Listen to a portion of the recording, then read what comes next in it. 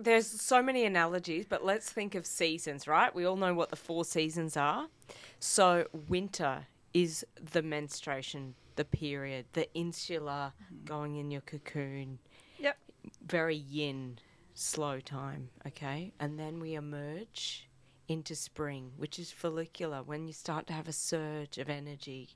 And it's a great time for starting trying new things and feeling more energized. And okay, I'm ready to be a bit more out there in the world. More robust kinds of exercises are more appropriate. And then get into our shortest phase, which is ovulation, which is, depending on the person, 2 to 3 days. So it's a really short one. That's great for networking, presenting, dating, being. That's your summer. Yep. Okay. And then we come into our internal autumn, which is the longest phase. Depends on your body, but up to 10 days, 2 weeks.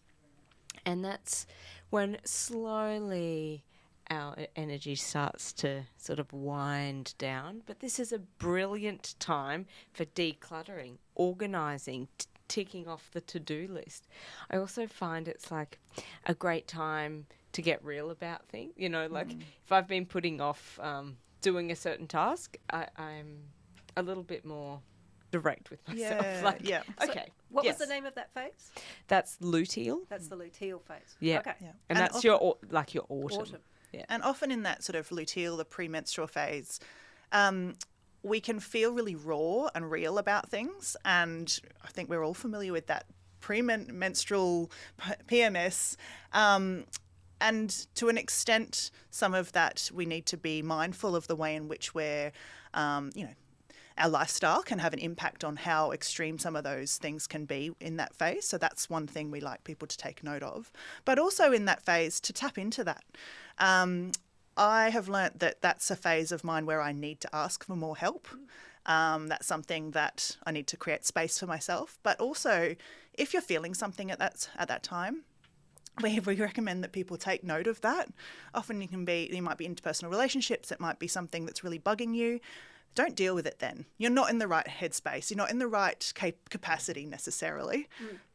Go through your menstruation, mull on it, have more intuition. You're quite more in tune with your intuition when you're menstruating, or you can be if you're tapping into that.